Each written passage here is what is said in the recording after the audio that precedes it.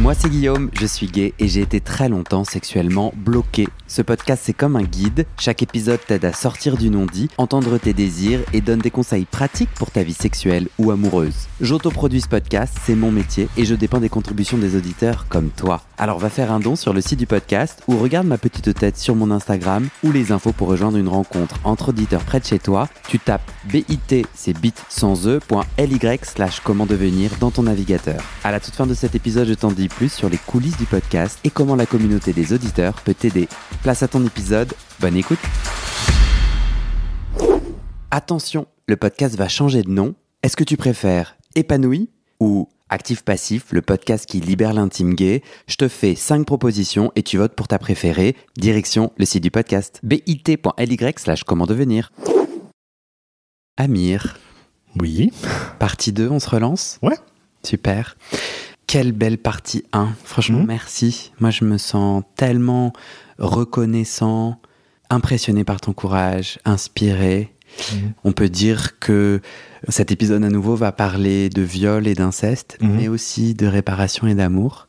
Tu as été violé plus de 30 fois par ton grand frère de 13 à 15 ans.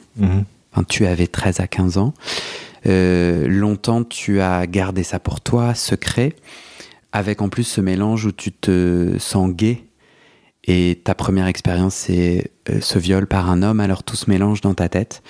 Tu te tais, t'as honte, jusqu'au jour où il y a quelques mois, il y a 2 mois, tu le dis à ton petit frère, tu dis à la fois à l'inceste, tu brises le silence, le tabou, et aussi tu fais ton coming out gay. Je crois que j'ai, grâce à toi, vraiment découvert la réalité de l'inceste en France, que c'est 1 Français sur 10 qui est victime d'inceste. Qu'est-ce que j'avais dit? Toutes les 3 minutes? Ouais, c'est ça. Toutes les 3 minutes, un enfant est victime d'inceste, de viol ou d'agression sexuelle. C'est des chiffres de 2023.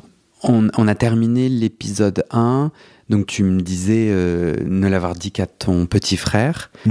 Mais dans notre entretien pour préparer, tu m'as aussi dit que tu l'avais dit à ta femme. Donc, tu es marié depuis une 15aine d'années. Ouais. T'as envie de dire des trucs là-dessus? Ça se passe comment avec ta femme aujourd'hui? Elle n'est pas au courant de tout ça? Non, elle n'est pas au courant de tout ça. Elle est au courant de l'inceste, mais pas de mon orientation ou de mes désirs, en tout cas. D'accord. En fait, mon père étant à l'époque quelqu'un de très brusque aussi, et qui exerce aussi sur nous une certaine pression aussi, une pression carrément, parce qu'avec 6 enfants, il a fait avec ce qu'il a pu, avec les moyens qu'il a eus. Et il était quand même très particulièrement difficile. Aujourd'hui, il est décédé.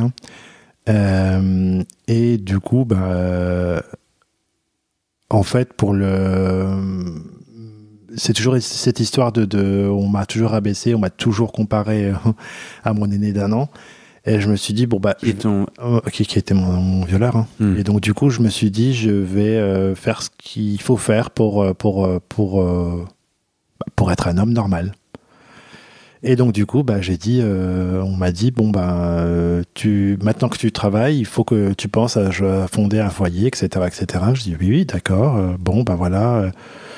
Qu'est-ce que tu penses de elle? J'ai dit, on se connaissait pas du tout, et puis on m'a dit ok, affaire résolue, tu vas te marier avec elle. Voilà. 3 ans après, elle a débarqué en France. Ok. Tous tes frères, pareil, ont été mariés comme ça? Non.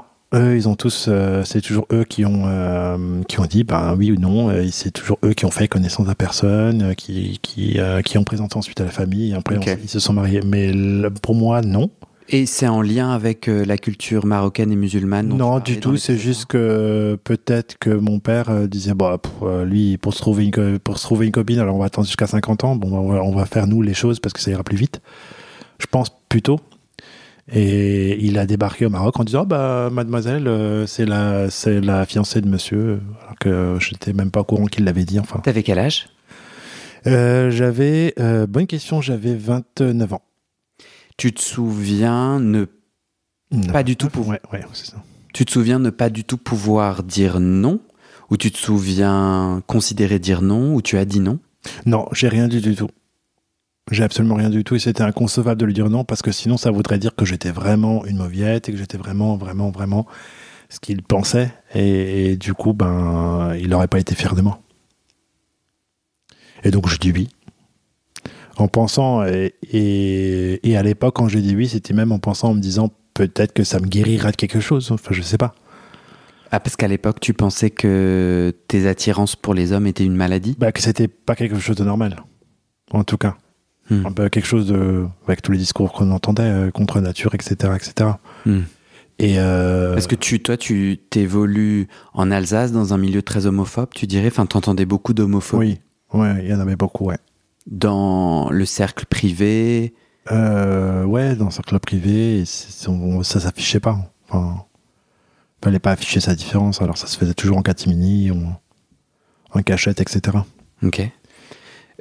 Toi, du coup, ces désirs pour d'autres hommes, tu les ressens pour la première fois quand? Tu te souviens à peu près quand est-ce que ça vient à toi? En toi? Les désirs, je dirais vers l'âge de 8 ans. Déjà une différence, je notais bien déjà une différence. Jusqu'à l'âge de 8 ans, j'ai regardé sous les jupes des filles à l'école. Et à partir de 8 ans, je ne l'ai plus fait. Donc, je crois que c'est à partir de ce moment-là. D'ailleurs, j'étais toujours puni parce que je regardais mais c'était plus par curiosité que mais voilà. Et à partir de 8 ans, ouais. Et ensuite, mes premiers, on va dire mes premiers émois, on n'avait pas d'internet et rien. C'était à peine, mon adolescence a commencé tout juste, internet sur Caramel, etc. Et puis après le porno, oui, évidemment. Tu as quel âge à peu près? Tes premiers émois? C'est joli comme... mes émois... C'est beau comme mot. Ouais. C'est joli. Tu as quel âge? Je crois que j'avais... alors, premiers émois, je dirais, ouais, 15-16 ans, ouais. Donc, Caramel. Mais Caramel. Moi, j'ai eu un... Oh là là, ça me fait Caramel, remonter. ouais. Ça me fait remonter les souvenirs. Ouais, mais Caramel, je comprends pas. Du coup, pour moi, Caramel, c'était un email. C'était genre le Gmail d'avant. Non, en fait, c'était un blog. Enfin, c'était un blog. C'était un site de rencontre, en fait, où tu discutais directement avec... tu avais des profils en live, ils étaient connectés. Sur Caramel? Oui, tu discutais avec eux.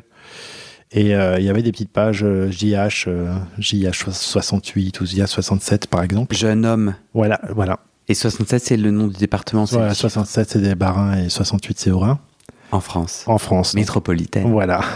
Et donc, c'est comme ça que j'ai commencé à avoir mes premiers contacts. Alors, ils n'ont pas été nombreux.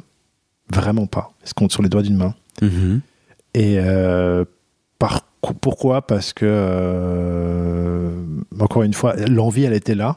L'émoi était là. Mais traduire l'émoi en quelque chose de concret, ça, c'était quasiment impossible pour moi.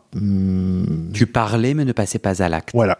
Toujours. Donc tes premiers émois, c'était ces petits papillons dans le cœur. Voilà, juste que tu parles à cet homme. Voilà, tu l'imagines, vous parlez de ce que vous pourriez faire, etc., etc. Et puis après, il dit oui, bon, on se voit là. Tu dis oui, mais tu donnes jamais suite, quoi. Ouais. Parce que t'as peur. Et puis jusqu'à un jour où je me suis dit bon on saute à l'eau et puis mais ça a été vraiment une dizaine de fois, mais vraiment étalé sur de 20 à 43 ans. Ok. Et donc à chaque fois, c'était toujours, tu rencontrais les mecs en ligne. Ouais. Et qu'est-ce qui te faisait décider, allez, non mais lui, j'y vais vraiment? L'état de ton besoin intime, t'étais super excité. Ouais, alors la première fois, c'était un gars qui est venu me chercher chez moi, en plus en voiture, alors pas très loin de chez moi, il m'a emmené chez lui, et puis on a fait ce qu'on avait à faire, c'était sympa. Et après il m'a ramené, donc très gentil le monsieur. Mais ça, c'était ta première fois? Ouais. Dans mon souvenir de notre préparation, tu as dit que c'était une très belle première fois. Ouais, c'était Il était soigneux? Ouais, il était très soigneux, très... Plus âgé? Ouais.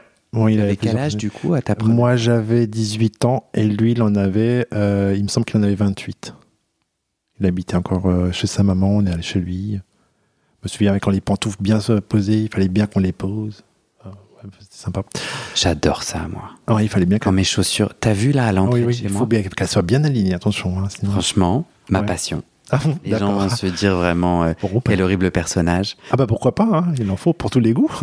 Mais ouais, c'était très drôle. Ouais. Quand les choses sont alignées, ça m'apaise. Mais c'est si facile, tu vois, de se faire ce petit cadeau. Oui, moi je peux pas parler à quelqu'un qui a par exemple derrière lui un tableau enfin, qui est pas droit. Ça va me perturber pendant tout le truc. Ah, donc tu me comprends. Ouais, je te comprends. Ouais. Mais toi, chez toi, les chaussures sont pas forcément alignées. Non, elles sont pas forcément alignées. Non, mais en vrai, t'as 3 enfants surtout. Oui, non, mais j'ai lâché l'affaire. Ouais, au début, c'était vraiment, mais après, j'ai lâché l'affaire, c'est pas possible. Bah, bien sûr. De faire ça toute la journée, sinon. Donc, une chouette première fois. Ouais. Et toi, du coup, de toute cette période jusqu'à 80... pardon, excuse-moi. Oh non, Jusqu'à 43 ans. Ouais. Tu es dans la honte et dans le rejet de ces désirs. Tu les repousses. Alors, dans la honte, ouais, et quelque chose il y a énormément le mot contre nature qui me revient en tête, parce que c'est un mot qui a été énormément utilisé, notamment dans les manifestations pour le mariage pour tous et tout. Contre le mariage pour tous. Contre le mariage pour tous. Ouais. Et ça m'a... Enfin, quelque chose enfin, je me dis, mais qu'est-ce que la nature... Enfin, si c'était contre nature, c'est bien la nature qui nous a fait comme ça. Donc, pourquoi est-ce que... Voilà. Bon, bref, ça m'a... Avec des groupuscules, avec des arrière-bases religieuses, catholiques, chrétiennes, ou que sais-je encore, hein, ma musulmane, hein, je me dis, mais depuis quand la religion doit interférer dans la sexualité, enfin, je veux dire, la sexualité, c'est l'abandon à l'autre, c'est l'abandon à une chose, à un objet, enfin, je sais pas, à quelqu'un d'autre. Mais quand on dit abandon, c'est bien qu'on abandonne tout, enfin, on fait tout tomber, toutes nos frontières, tous nos vêtements, on est nus, quoi. Et alors, qu'est-ce que la religion vient faire là-dedans? Enfin, alors que la religion, c'est tout le contraire de s'abandonner. C'est un dogme, c'est des structures, c'est un cadre, c'est prier de telle et telle heure. Tu parlais justement de ta place dans l'islam. Ouais. Quand on a préparé cet entretien, tu m'as même dit que tu allais prendre des cours. Ouais. Tu peux m'en dire un peu plus? Bah oui, parce qu'en fait, je me posais la question, si Dieu est amour, pourquoi j'ai pas le droit d'aimer comme Et pourquoi est-ce que je suis tellement meurtri à l'idée de simplement écouter mes désirs. Et cette pulsion-là, elle vient de bien... Enfin, pulsion, peut-être pas, mais cette envie-là, elle vient bien de quelque part. Et donc, je suis allé voir un imam qui m'a reçu. Il me dit, ah ouais, non, mais ça, c'est des questions que vous vous posez. À un moment, vous ne devriez pas vous les poser. Je lui dis, mais d'accord, mais maintenant, moi, je me les pose. Alors, on fait quoi? Alors, il me dit, mais vous ne connaissez pas votre religion. Je dis, d'accord, je ne connais pas ma religion. Eh bien, je suis au bon endroit, apprenez-moi ma religion. Et donc, j'ai suivi des cours pendant 3 ans. Ah, waouh! Ouais, pendant 3 ans, ouais. Le soir, le week-end. Ok. Et puis, c'est vrai, quand j'ai appris la religion, mais il y a toujours cette notion de double discours. C'est-à-dire, 2 jours, on va te dire que, oui, Dieu est amour. Mais en même temps, il y a des pratiques qu'il ne faut pas faire. Pourquoi? Si Dieu est amour, pourquoi est-ce qu'il ne m'aimerait pas comme je suis? Et après, en même temps, on te dit, mais je ne suis personne pour te juger. Seul Dieu juge. Alors, pourquoi est-ce qu'on se lape dessus depuis des années? Pourquoi est-ce qu'il y a la guerre dans le monde? Pourquoi est-ce que... Si il n'y a que Dieu qui juge, finalement? Comment ces 3 ans de cours sur l'islam t'ont inspiré dans ton chemin de coming out? Genre, ça t'a inspiré? Ça a eu quel impact? Ouais, ça m'a beaucoup inspiré, sur le sens que la réponse, déjà, je la trouverai moi, et c'est pas quelqu'un qui me la donnera. Et si c'est tellement gênant et perturbant, c'est peut-être parce que... si c'est tellement gênant et perturbant pour les religieux et pour le monde, c'est peut-être que on veut simplement imposer... c'est toujours une histoire de dogme et de pouvoir sur les gens qu'on veut avoir, quoi. Jusqu'à s'immiscer dans leur lit, savoir qu'est-ce qu'ils font, et puis... Donc toi, ça t'a plutôt conforté à l'idée bien sûr. Que tu avais le droit d'être gay? Ah oui. Tu t'autorisais à moi, clairement. Okay. C'est pas... j'ai dit à l'imam, mais je vous demande pas de me l'écrire sur un bout, je vous demande pas de me montrer un texte où c'est interdit ou c'est pas interdit. Je veux... pourquoi est-ce que Dieu ne m'aimerait pas comme je suis? Il a pas su te répondre? Non. Il a vraiment, vraiment noyé le poisson. Et au bout des 3 ans, je suis allé le revoir. Je lui ai dit, merci pour les cours pendant 3 ans. Finalement, j'ai toujours pas la réponse à ma question.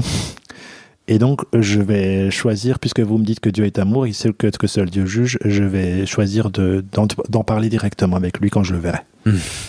Voilà. Il t'a répondu quoi? Rien. Il semblait contrarié? Ouais.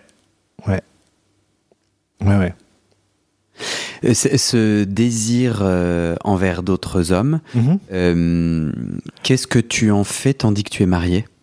Alors, Une femme, pardon. ouais, alors au début, c'est la découverte, parce que j'avais jamais couché avec une femme, clairement, hein. Donc, au début, c'est magique, parce que c'est nouveau, parce que, et puis rapidement, on se dit, ouais, mais mon fantasme à moi, il ressemble pas du tout à ça. C'est-à-dire, t'arrives à être sexuel avec une autre femme, t'as du désir pour des femmes? Non, absolument pas. Est-ce que je me force? Probablement. Probablement. Mais en tout cas, je mets... J'arrive pas à comprendre. Est-ce que je me force dans le... On parle pas de quelqu'un d'autre, on parle de toi. Ouais, Pourquoi tu es pas sûr de te forcer? Parce que je pense pas que j'ai été honnête. Je le dis honnêtement. Je sais pas, je pense pas que j'ai été honnête lors de l'acte sexuel ou dans ma sexualité avec elle. Je suis même presque à... Et je l'assume, hein, je l'ai pas été. Vraiment. Et ça restera un gros poids sur ma conscience, et un beau jour, va falloir quand même que je le dise. Parce que je peux pas la laisser me croire que j'ai été sincère alors que je l'ai pas été. Voilà. Mais voilà. Ils sont nés 3 enfants aussi. Donc, alors d'aucuns diront, non, mais tout va bien puisqu'il y a 3 enfants. Donc tout est bien, tout va bien. Mais non, puisque si la sincérité et l'amour, il n'est pas là, enfin, pas l'amour au sens amour, mais la sincérité dans le geste, dans l'acte. Voilà. Et donc, au début, c'est bien. Et puis, à bout d'un moment, mes désirs rattrapent. Et donc, du coup, moi, je les réfrène et je veux pas les voir. Je me dis, oh non, ça y est, ça revient. Qu'est-ce que je vais devenir? Maintenant, je suis coincé là-dedans. Qu'est-ce que je vais faire? Comment je vais m'en sortir? Et donc, du coup, j'ai très rapidement plongé dans une solution qui m'aidait à switcher, quitter l'alcool, qui me noyait simplement, puis le lendemain je me réveillais encore plus défoncé, puis le lendemain rebelote. Ça a duré 10 ans, jusqu'au jour où elle me dit soit t'arrêtes, soit je me barre avec les enfants, et puis terminé, je veux plus rien savoir. Et moi, pas voir mes enfants, c'est pas possible, c'est moi, quoi, c'est ma chair. Et donc je me suis dit, faut que je fasse quelque chose. Donc je me suis soigné, j'ai fait une cure, et ça s'est bien passé du premier coup. D'ailleurs, pour l'anecdote, dans la cure, il n'y avait pas de psy. Alors, j'aurais dit, attendez, vous êtes quand même la seule cure anti-alcool où il n'y a pas de psy en France. Comment c'est possible? Et on m'a dit, non, mais de toute façon, vous n'avez pas besoin de psy. J'aurais dit, pardon? Enfin, moi, j'ai pas besoin de psy. Oui, vous êtes très bien outillé, vous allez vous en sortir tout seul. Bon. Et donc, j'ai fait mes 3 semaines, je suis sorti, et effectivement, je n'ai plus rien retouché. Mais c'était une chance sur 2, hein. Bon, du coup, je m'en suis sorti, et puis le vide, qu'est-ce qu'on fait? Et après, je me suis rendu compte d'un autre vide aussi, c'est que j'ai quelqu'un à côté de moi qui croit que je l'aime profondément et que je suis sincère avec elle, alors que pas du tout. Alors, qu'est-ce que je fais? Et du coup, contournement. Je me suis lancé en bénévole dans une association caritative nationale, et puis du coup, rapidement, j'ai monté dans les échelons, je me suis buté au travail, il n'y a pas d'autre mot, vraiment. Je travaillais dans la vie normale et j'étais bénévole à côté. Ça pouvait aller jusqu'à 25-35 heures par semaine, en plus. Jusqu'au jour où, pareil, là, burn-out, parce que plus on en fait dans le bénévolat, c'est comme ça, plus on en fait, plus on en demande. Et le jour où tu pédales un peu moins vite, on te dit que ça n'avance pas. Donc là, stop, quoi. Et donc là, j'ai arrêté. Et de nouveau, le questionnement qui s'est posé il y a 1 an et demi, qu'est-ce que je fais? Oui, tu as fait un burn-out, du coup. Ouais. Donc, qu'est-ce que je fais? Parce que du coup, je me retrouve de nouveau côte à côte avec une personne avec qui je peux pas être honnête. Je trouve que moi, je crois beaucoup au travail psy. C'est une opinion, parce que moi, ça a eu beaucoup d'impact dans ma vie, et travail psy voulant dire aller consulter et travailler les sujets, notamment parce que j'observe que chez moi, le symptôme, je peux le guérir, donc par exemple l'alcoolisme, mais du coup, si mon nœud interne est le même, du coup, pouf, une autre ronce va sortir, tu vois ce que je veux dire? Donc c'est ça que j'entends de toi, c'est que une addiction en a remplacé une autre. Ouais. C'est carrément ça, ouais. Et même pas que dans l'addiction, c'était aussi dans la réaction, l'interaction avec les autres. Je pouvais être très méchant, très poignant, très... Alors que je suis pas comme ça. Mais du coup, quelqu'un qui me dit ouais, enfin, très méchant dans les propos, peut-être trop direct, alors que je sais qu'il faut pas être comme ça. Et j'ai pas envie d'être comme ça, mais c'est mon côté un peu qu'est-ce que j'allais dire, l'expression, mais elle va être un peu vulgaire, mais je vais la dire quand même, un peu frustré du cul, tu vois ce que je veux dire? C'est-à-dire que je suis pas satisfait, il me manque quelque chose, alors il faut forcément que ça rejaillisse. Et ça rejaillit méchamment sur les gens de l'entourage, et je me dis, mais t'es complètement con, quoi. Enfin, ils y peuvent rien. Enfin, règle ton problème toi-même, enfin. Qu'est-ce qui se passe une fois que tu te remets de ton burn-out et que tu disais là, bon bah je repars un peu face à ce même vide, à ce même problème. Qu'est-ce qui s'est passé de différent? Eh ben, quand ça s'est terminé, mon truc d'association, ma consommation de porno a monté, mais puissance grand V. C'était plusieurs fois par jour même. Et là, je me suis dit, non mais, enfin, moi, j'ai des sous-traitements aussi. Beaucoup de traitements. Alors, qui a fait baisser, du coup, ma libido. Des traitements antidépresseurs? Antidépresseurs, ouais. Okay. Beaucoup de traitements antidépresseur, sans d'ailleurs soigner le fond, mais uniquement la forme. Donc on me donnait des médicaments pour me calmer, puis c'est tout. Et puis après, je me suis dit, mais ça va pas aller comme ça. Enfin. Et j'ai arrêté plusieurs fois les antidépresseurs moi-même. Je suis retombé encore plus bas que ce que j'étais au départ, ce qu'il faut jamais faire, évidemment. Je suis allé donc du coup consulter. Le psy que j'ai, c'est un dealer, je l'appelle mon dealer parce que je viens, il me donne mes ordonnances, merci, au revoir. Le psychiatre. Ouais, 50 €, merci, au revoir. Il s'occupe pas du reste, puisqu'il a pas le temps, dit-il.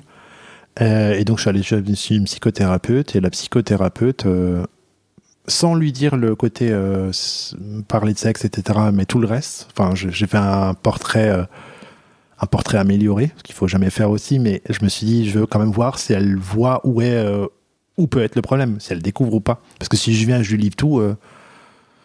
Et puis elle me dit, mais je trouve que vous êtes vachement dur avec vous. Il faudrait apprendre à lâcher du lest parce que vous êtes trop dur avec vous-même.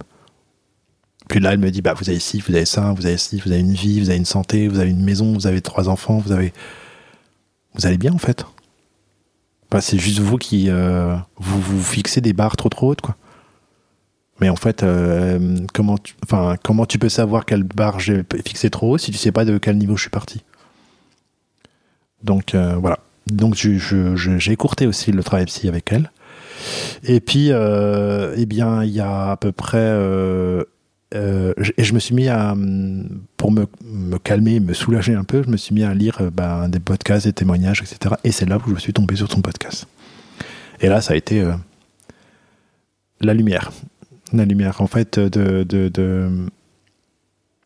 on a toujours l'impression que... Enfin, j'ai toujours cette impression que les autres sont... disons, pas de problème, quoi. Ils vivent bien, ils sont heureux, ils sortent, ils font, je sais pas, ils font des plans, ils sortent, ils vont en vacances, etc. Tout va bien. Enfin, sur le papier, tout est doré.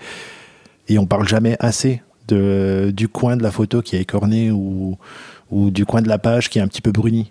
Celui-là, on l'évoque jamais. On regarde que ce qui est positif et on oublie que des personnes sont sensibles, elles ont une sensibilité, elles ont aussi des problèmes, elles ont aussi peut-être des fantasmes inassouvis et sur ton podcast, j'ai découvert que si, ça existe et que c'est normal. Et que oui, si t'es pas heureux, c'est que si t'es pas épanoui sexuellement au sens heureux sexuellement, c'est peut-être aussi parce que t'as des problèmes réglés avec toi-même, mais encore faudrait-il mettre les mots dessus. Et là, je me suis dit, ah d'accord, ouais. Bon, en fait, je suis pas du tout le seul. Loin de là. Et c'est pas grave ce que j'ai, il faut juste que je sache ce que j'ai et que je sache en discuter, que je l'accepte et puis que je trouve des solutions pour le régler. Et donc, en un mois, j'ai dévoré, je sais pas, j'ai écouté tout le temps des podcasts, j'arrive même au boulot en retard à cause des podcasts. Enfin, bref, c'est pas moi, c'est Guillaume. Voilà. Et voilà, et donc, ça m'a ouvert mais plein de... J'avais beaucoup de... Quand j'ai écouté les témoignages, ça m'a énormément ouvert les yeux et puis... et me dire, ouais, en fait, on part tous d'un niveau différent, d'un endroit différent, avec nos vécus, nos faiblesses et nos failles, mais il faut pas en avoir honte. C'est pas une faiblesse, c'est pas une honte. Au contraire, c'est une force de s'en rendre compte et puis pouvoir les surmonter. Mais encore faudrait-il s'en rendre compte. Et puis du coup, là, petit à petit, je me suis dit, bon, il faut que je sorte de mon trou. Pas possible. J'ai envie de faire du cheval. Eh ben, allons monter à cheval. Je peux pas apprendre à faire du cheval si je monte pas à cheval. Pas possible. Et donc, moi, j'avais envie... C'est une image. Ouais. Tu n'as pas vraiment appris le cheval. Non. Et donc, du coup, je me suis dit, voilà, t'as envie de rencontrer des hommes où t'as une pulsion, enfin, t'as envie de rencontrer des hommes, rencontre des hommes et tu verras bien si ça te plaît ou pas. Le sujet de la sodomie, par exemple, ça a été un... Alors ça a été un point d'ancrage et d'angoisse, mais incroyable, chez moi. Mais incroyable. Pour moi, c'était impossible, inimaginable, inavouable, même. Enfin, je n'aurais jamais pensé. Et en fait, en écoutant le podcast, je me suis dit, mais pourquoi t'en fais tellement une montagne? En fait, tu vas par étapes, et puis si ça te convient, ça te convient. Si ça te convient pas, ça te convient pas. Mais tu peux pas dire que ça te convient pas alors que t'as jamais essayé. Enfin. Et du coup, je me suis dit, bon, qu'est-ce qui risque de m'arriver? Je vais sur des applications. Et puis, s'il y a des rencontres, on voit. Et puis, s'il n'y a pas de rencontres, on voit aussi. Et puis, en fait, petit à petit, j'ai commencé à faire des rencontres comme ça. Et j'y allais, systématiquement. Et puis, Donc ça, c'est depuis novembre. Ouais. Là, tu me racontes Et petit à petit, je me suis mis à rencontrer des gars. Et puis, il faut toujours qu'il y ait quelque chose qui m'attire chez la personne. Et c'est là où je te dis le pendant par rapport à... où il n'y avait pas du tout d'échange de sentiments, quoi que ce soit avec mon frère. C'est-à-dire qu'il faut toujours qu'il y ait quelque chose qui me... C'est pas du sexe pour du sexe, il faut toujours qu'il y ait quelque chose qui me séduise. Je me dis, lui, oui. Uh-huh. Ouais. Soit la voix, soit l'intonation, soit le visage, il y a quelque chose forcément où je me dis, c'est ça, je trouve ça génial, donc j'y vais. Et je me suis jamais trompé. Et j'en ai fait une 40aine de rencontres et je me suis pas trompé pour l'instant. En 2 mois? Ouais. Tu te sens comment par rapport à ces 40, à ce chiffre? Comme un ado. Honnêtement, je découvre ça comme un ado avec des yeux, des étoiles plein les yeux. Aussi bien physiquement parce que je me suis accompli, même si c'est pas accompli complètement, mais j'ai goûté à des choses dont je voulais goûter. Je savais même pas ce que c'était que le goût, quoi. Alors c'est difficile de dire oui, de dire non. Et ouais, je confirme. C'est difficile de dire oui ou non. C'est difficile de dire j'aime ou j'aime pas quand on n'y goûte pas. Et j'ai des blocs. Enfin, j'ai surmonté plein de blocages aussi. D'ailleurs, justement par rapport à la sodomie, la première fois que j'ai essayé, il m'arrivait un truc assez étrange en fait. Je pense que je l'avais tellement angoissé cette première fois que je me souviens même pas de comment ça s'est passé. Alors que j'avais pas pris de drogue, rien du tout. J'étais lucide. Je me souviens juste que ça a commencé, pouf, ça a terminé, et puis je me suis même pas... Enfin, quand on m'a dissocié. Ouais, quand on m'a posé la question, mais alors, t'as aimé ou t'as pas aimé? Oui, parce que je me suis fait des amis aussi à côté sur des applications que je rencontre pas, mais avec qui on discute beaucoup. Mais alors, du coup, tu sais ce que tu aimes ou tu aimes pas? Je sais pas. Mais comment c'est possible? Enfin, t'as quand même... je sais pas. Bon, alors surtout, ne juge pas sur cette première fois. Retente à quelqu'un d'autre. C'est-à-dire que t'as comme un blackout. Ouais. Ok. Je sais pas ce qui s'est passé. Ok. Tu m'autorises à faire le psy sauvage incompétent? Ouais, mais oui. Avec les dangers que ça représente, à ne pas reproduire à la maison. Oui. Et puis surtout, donc là aujourd'hui, tu n'es pas suivi par un ou une psy, t'es pas dans un travail psy. Non. Tu souhaites pas forcément. Pas forcément. J'ai envie de rebondir sur ce que tu as dit tout à l'heure. Si quand on va voir le psy ou la psy, on lui dit pas la réalité, c'est difficile de poser un diagnostic et un chemin de réparation sur un faux discours. Ouais. Petit clin d'œil pique. Et en fait, le psy n'est pas devin, et donc penser que sa valeur est dans sa capacité à voir alors qu'on ne dit pas. Oui, ça reste un pouvoir, et le ou la psy entendra des choses que et t'inquiète. Mais en vrai, pour pouvoir évaluer un travail psy et voir si c'est la bonne personne pour toi, je te conseille vivement, et c'est vraiment du Guillaume, ça n'est que mon opinion, de t'offrir au moins 2 ou 3 séances, ou 2, peut-être une, c'est trop court, et d'y aller vraiment, et de dire vraiment, autant que faire se peut, tu vois, bien entendu que tu vas édulcorer, etc., mais d'essayer au max. Et par exemple, si tu butes sur une partie de ton histoire, dis-le, dis, là c'est trop dur pour moi, il y a une partie là, je vais pas la dire aujourd'hui, mais juste tu le dis, pour que du coup, le ou la professionnelle en face de toi, voilà. Et puis en plus, t'honores aussi la partie de toi, et c'est trop tôt, c'est trop rapide, il n'y a pas de problème, on se force pas non plus, on se met un peu à risque, mais pas trop non plus, juste on le dit. C'est mon conseil, en tout cas moi ça m'a beaucoup aidé sur mon chemin. D'accord. De dire, ah putain là j'ai un truc là, mais je vais pas le dire. Ok. Et du coup ça faisait son chemin. Excuse-moi, donc Psy Sauvage, dans la première partie où tu parlais du viol de ton grand frère, moi j'ai un enjeu en tant que podcasteur à ce que ensemble on aille à l'endroit du mot, M-A-U-X, M-O-T, et que ça ne soit plus tabou de dire ce qui s'est passé, parce que ça s'est passé, parce que c'est vrai, et parce que pour qu'on puisse construire tout le reste, on a besoin de poser ces jalons-là, et après, on n'a pas besoin d'en reparler 1000 fois. Et à l'endroit de l'épisode 1, où je te demandais dans quel détail tu voulais aller, moi, mon intuition, c'est que il est possible que des actes qui ont été faits en viol, du coup, quand, en tant qu'adulte, tu essayes d'avoir des pratiques, il peut y avoir des interférences.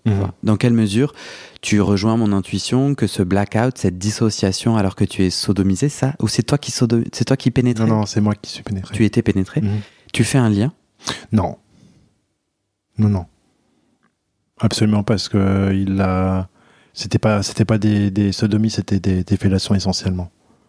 Quand mes épisodes de viol. Donc non, pas nécessairement. Comment toi tu comprends le blackout de cette première fois pénétrée? C'est surtout le poids le refus en fait d'être réellement la pédale qu'on m'a dit que je suis. La pédale, l'enculé, voilà. Bien sûr. C'est dur d'être pénétré. C'est pas facile? Non, c'est pas facile, ouais. C'est pas juste un geste, puisque la preuve, il y a eu le geste, mais je me souviens de rien. Ouais. Bah c'est le début. Oui, non, mais c'est très joyeux d'être pénétré. Ah oui, non, mais c'est magnifique. Si c'est pour toi, oui. Parce que peut-être tu vas découvrir que c'est pas ton kiff. Oui, bien sûr, oui. Et on peut avoir une vie sexuelle géniale sans anal.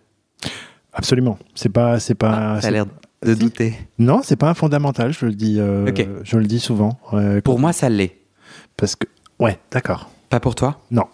Moi, je dis que on peut parce que c'est vrai. Non, pas nécessairement. Mais moi, à mon niveau intime, la sodomie, c'est vraiment un truc important. Non, parce que j'ai déjà eu dans des expériences avec des gars qui n'aimaient pas, et puis c'était vraiment très plaisant. Super. Ouais.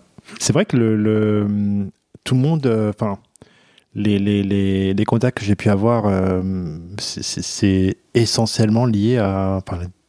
T'as même pas dit bonjour, au revoir, comment tu vas, enfin bonjour, comment tu vas, que direct passif ou actif, quoi. Mais on se définit, on se donne des rôles comme ça qui sont immuables et fixes, et je trouve ça un peu dommage. Et souvent ça m'est arrivé de répondre, on s'en fout, c'est pas la question la plus importante. De quoi t'as envie, et moi je te dis de quoi j'ai envie, puis après on va voir si ça colle ou pas. Mais me pose pas la question du passif actif tout de suite, parce que t'auras pas de réponse. Ça te parle pas, quoi. Non. L'autre chose que je voulais dire, c'est, et j'aimerais bien faire un épisode à ce propos, c'est la deuxième adolescence queer, qui est un concept vachement intéressant et de plus en plus formalisé par des chercheurs, des chercheuses, et qui, je trouve, peut être vachement éclairant pour nous les queers et les gays. Je sais pas pourquoi j'ai dit et les gays, mais tu vois, genre nous les pas hétéros, quoi. C'est qu'au final, dans notre constitution et dans notre cheminement, contrairement aux hétéros, on peut avoir une crise d'adolescence en lien avec notre famille et différents sujets, mais il peut y avoir une autre plus spécifique autour du coming out, c'est-à-dire des comportements.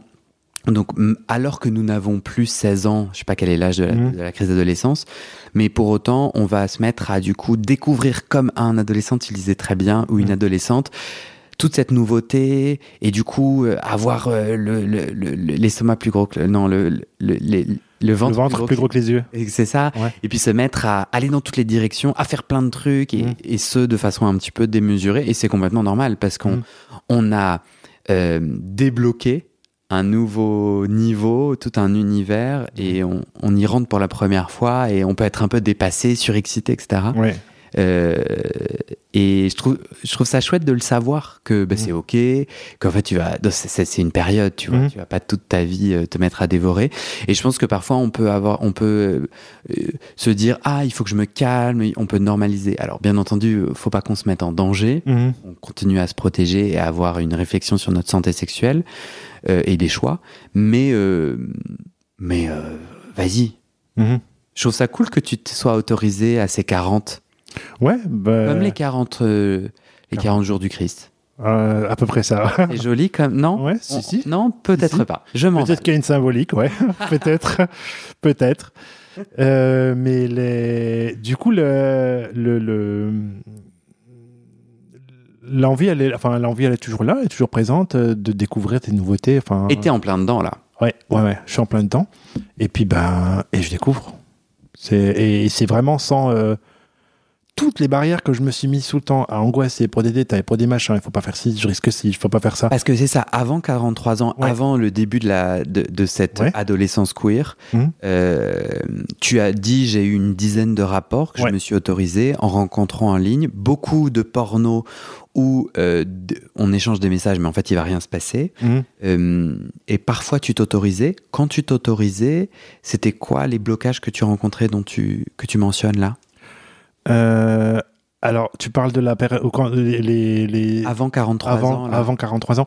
Les blocages, qu'on me reconnaisse. C'est surtout ça. Et j'avais du mal à conceptualiser le fait que si le gars, il est là, c'est qu'il cherche la même chose que toi. Hein. Sinon, il n'irait pas sur un site racoler des gens. Et donc, où est le mal finalement ? Puisque vous êtes là pour la même chose. Oui, il va pas te dénoncer entre guillemets. Non, il a pas de raison de le faire. Parce que lui aussi, il est là et il en a envie. Ouais. Alors qu'en fait, on est là pour la même chose, mais non. Moi, ce que je disais, c'est moi, ce que je fais, c'est mal. T'as déjà eu ce type de blackout que tu racontais tout à l'heure dans ces rapports avant novembre là ? Non, jamais. Et du coup, t'arrivais à être sucé, pénétrer ? Non, alors, jamais. Il n'y avait pas de pénétration. Non, pas du tout. Ça, c'était un tabou, non. C'est tout, sauf ça. Et alors que l'envie, elle était là. Et qu'elle est allée grandissante. Et du coup... t'éprouvais du plaisir dans ces fellations ? Bref. Très bref. Parce que pas expérimenté, parce que pas assez de... Enfin, c'était souvent très rapide. Même trop rapide. Et du coup, je me dis, ça peut pas être complet puisque tu le fais furtivement parce que t'es pas serein. Pas serein. Tu le fais parce que t'as envie de le faire, mais t'es pas serein dans ta tête. Et après, t'avais des angoisses ? Après coup, oui. Après coup, oui. Alors que là, depuis mon adolescence queer, non, du tout. J'ai pas d'angoisse et j'ai pas de remords. Et je me sens bien. Ah, franchement, je sais pas s'il nous écoute mon proctologue préféré de l'univers, Dr Aurélien Garros. Et je pense que c'est ces épisodes-là que t'as écouté. Ou bien mon... Oui. Ouais, c'est le... Ouais. Je t'ai pas réagi, mais j'ai besoin de le faire. Merci pour tout ce que tu dis à propos du podcast. Tant mieux que ça t'aide et ce merci-là, il va à toutes les personnes qui ont témoigné et à mon travail. Et franchement, je suis trop fier. Juste, point. Ouais. Franchement, tu es la raison pour laquelle je fais ça. Et tous les gens qui écoutent là et qui disent ouais, moi aussi ça m'a aidé, mais franchement c'est pour ça que je fais ça. C'est vraiment pour ça que je fais ça. Enfin, ça m'anime de ouf et je suis fier dans le sens où quand j'ai commencé, je me rendais pas compte que c'était possible. Tu vois, je cheminais épisode après épisode, mais je me disais mais en fait c'est un peu naze ce que je fais. Il y a pas de montage. Mais attends, mais c'est des témoignages. Personne n'a 2 heures. Tu vois, j'imaginais pas les Amir.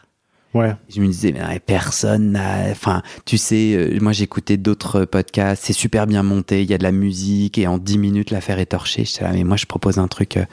Mais j'avais cette intuition, et je suis tellement heureux d'avoir m'être accroché, tu vois, et d'avoir cru en ça. Ouais. Et je crois que j'ai cru aussi, parce que ça tout ce que tu décris, moi je l'ai vécu. Moi, Guillaume, tous les témoignages que j'ai enregistrés, j'ai vu l'effet miroir et comment ça m'a aidé, tu vois. Je disais la crise... non, pas crise. mais crise dans le sens grec de Ouais. opportunité. Ouais. Je me permets de dire que je parle pas du tout grec, mais Ok. j'ai ouï dire que crise vient du terme aussi opportunité, Opportunité, et timing, tu vois, et temporalité. Cette adolescence queer, je te disais tout à l'heure, on y va sans se faire de mal. Est-ce que toi, tu arrives à avoir est-ce que tu as fait des choix de santé sexuelle pour prendre soin de toi pendant Oui, ces oui. 40 Ouais, j'en ai parlé au médecin. Génial. J'en ai parlé au médecin, ouais, qui m'a dit que c'était, qu'il s'en doutait. T'as dit quoi au médecin, pardon? Que tu avais des rapports sexuels avec des hommes? Ouais, qui s'en doutait plus ou moins, parce que j'étais pas bien pendant très longtemps. Et que d'un coup, subitement, je renouvelle plus mes ordonnances d'antidépresseurs. Il m'a dit, je me suis dit qu'il devait y avoir quelque chose là-dessous. Ok. Voilà. Ah, ton psychiatre, en fait, tu lui as Non, dit. mon médecin traitant. Ok, d'accord. Ouais. Et donc, oui, il me suit là-dessus. Ouais. Qui te suit depuis toujours? Ouais. Et qui t'a parlé de tes différentes options de santé sexuelle Ouais. pour te protéger. Ouais. Ok, d'accord. Il m'en a parlé, ouais. Génial. Et donc là, je suis suivi, donc il n'y a pas de souci de ce côté-là. Super. Tu m'as dit, j'ai goûté là, sur ces 40, depuis 2 mois, j'ai goûté à plein de choses. Tu peux me dire un truc dont tu as goûté, donc je sais pas, une pratique, j'imagine, Ouais. qui a été super chouette pour toi? Alors, marqué. je vais pas t'en donner une, je vais t'en donner 2, si Bien tu sûr. permets. Mais je permets. Alors, la première, c'est que on m'a proposé un plan à 3.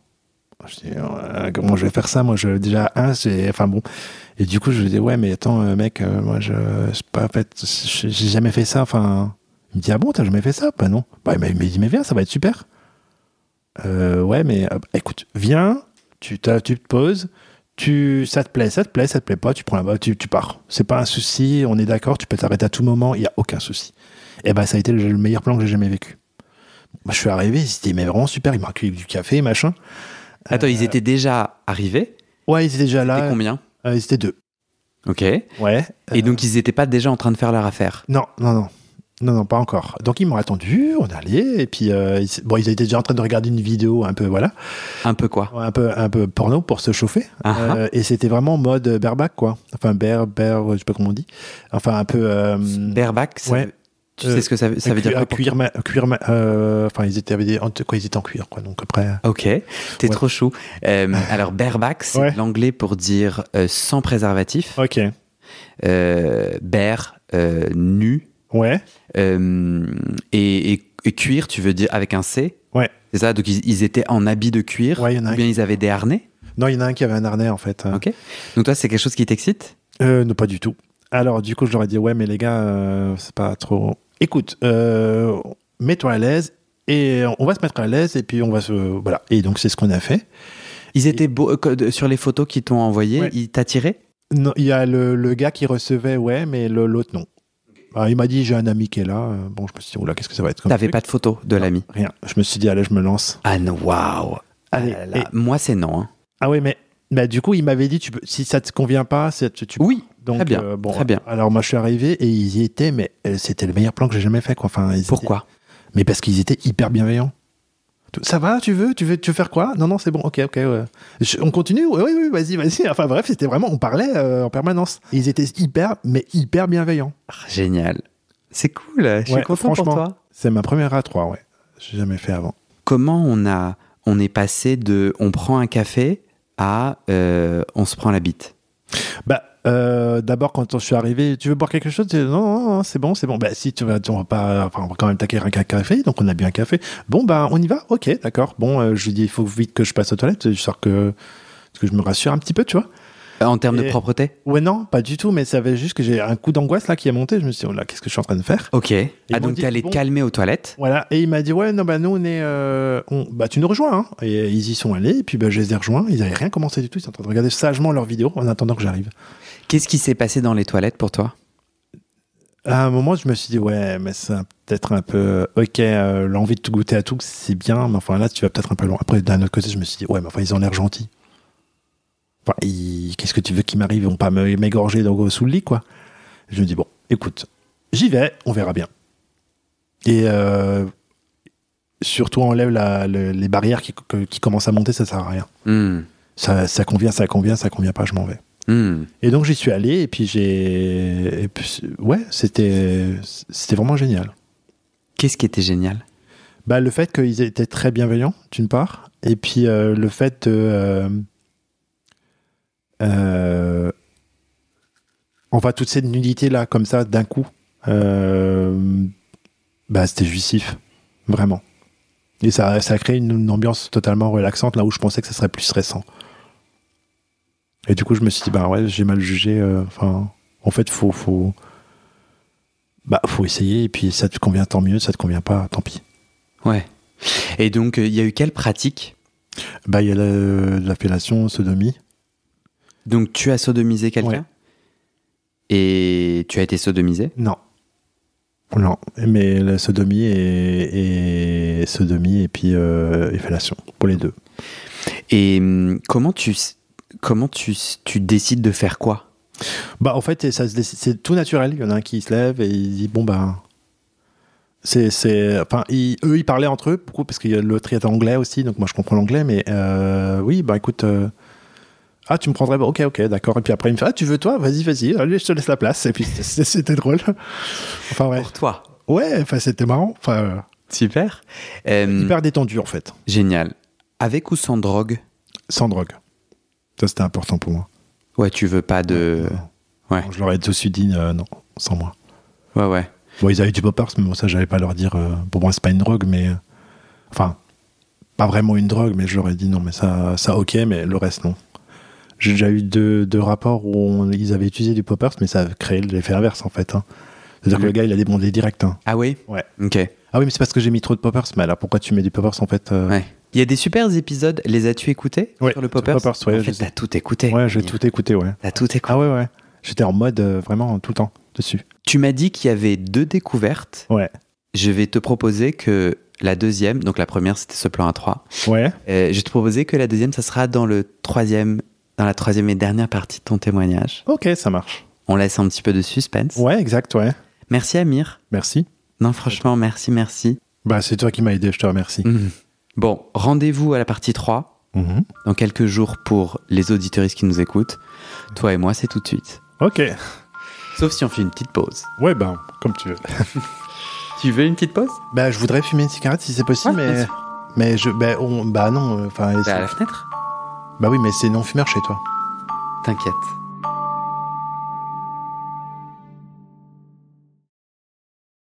Je dois te parler d'un projet un peu fou. Je veux partir sur les routes de France et du monde entier pour des rencontres et des enregistrements live, j'arrive même pas à le dire, des enregistrements live près de chez toi dès cet été jusqu'à la fin 2025. Oui, une sorte de tournée internationale. Tu le sais peut-être, je vis à Paris, mais moi quand je regarde mes stats d'écoute, vous êtes 80% à vivre hors de Paris, partout en France, en Suisse, au Québec, en Belgique, en Afrique francophone et partout dans le monde. Moi j'ai envie qu'on se rencontre, alors je peux pas vous demander de tous venir à Paris, soit, donc je viens à vous. Mais voilà, tu le sais, je suis solo dans cette aventure, le podcast n'est pas encore à l'équilibre financier, donc je viendrai là où je trouve quelques auditeuristes qui peuvent m'aider à organiser et ou à m'héberger. Si tu es partant, tu vas sur le site du podcast, j'ai mis un petit formulaire que tu me remplis. Petit PS, est-ce qu'il y a des Québécois là qui m'écoutent? Rapprochez-vous. Alors faut pas le dire aux autres auditeuristes. Faudrait pas que ça les vexe, mais en vrai vous êtes un peu mes préférés parce que j'ai l'espoir de commencer cette tournée au Québec cet été, alors contactez-moi. Et maintenant je te donne les dernières infos sur les coulisses du podcast et comment la communauté des auditeurs peut t'aider. Mais d'abord on doit parler sous. Ce podcast c'est mon boulot à temps plus que plein et j'ai pris 2 décisions. Première décision, je ne veux pas rendre le podcast payant. Je veux qu'il reste accessible. Deuxième décision, je ne veux pas non plus de sponsors commerciaux. Vous vendre du lubrifiant ou des godes que j'utilise pas, non merci. Je limite mes sponsors à des assos ou aux services publics dont je porte déjà les messages de santé, mais bon, ça réduit beaucoup mes possibilités financières. Donc je dépends de vous, mes petits auditeuristes. Depuis 1 an, je cherche 400 auditeurs, auditrices qui peuvent me donner 5 € par mois pour que ça me fasse un gros SMIC, une sécurité financière minimum. Le pari est risqué, demander des sous pour un podcast gratuit dans une culture francophone qui n'a, il faut le dire, pas l'habitude de soutenir ses créateuristes de contenu, C'est pas facile. On est 180 sur les 400. Je galère à faire décoller tout ça. Alors si tu aimes mon contenu et que peut-être même ça t'aide, rejoins les 400 maintenant. Direction le site du podcast, tu vas pouvoir donner via ma plateforme de dons ou en direct avec mon RIB par mois ou en une fois pour un soutien annuel. D'ailleurs sur un an, ça fait 60 €, en gros le prix d'une séance de psy d'1 heure. Tu n'as pas de sous, t'inquiète, je comprends. Alors clique tout de suite sur s'abonner dans ta plateforme d'écoute, active les notifications pour recevoir le titre de l'épisode dès sa publication et mets 5 étoiles et un commentaire sur la page du podcast sur Spotify et Apple Podcast. Ces petites actions, ça pousse l'algorithme à proposer le podcast à plus de gens et ça m'aide à trouver des témoignages et des donatrices. Sur le site du podcast, tu trouveras notre annuaire collaboratif des soignants-soignantes gays ou queer-friendly. On se partage entre nous nos contacts des soignants avec lesquels on se sent safe, médecins généralistes, proctologues, psy, sexothérapeutes, etc. partout dans le monde. Tu trouveras aussi mes réseaux sociaux et ma communauté WhatsApp. Je te montre ma petite tête, je te raconte les coulisses du podcast. Souvent, je pose des questions pour des futurs épisodes. Je demande de l'aide ou toi. Tu peux aussi m'envoyer des messages, par exemple des messages d'amour pour me motiver, ça me fait très plaisir. Tu trouveras aussi sur ce site la communauté Discord du podcast. C'est là où les auditeurs peuvent parler entre eux, peuvent parler des épisodes, de culture et aussi de sexe et de leurs sujets intimes. Pour découvrir tout ça, tu tapes dans ton navigateur bit, c'est bit sans e.ly/comment devenir. Merci à toi et à très bientôt dans tes oreilles.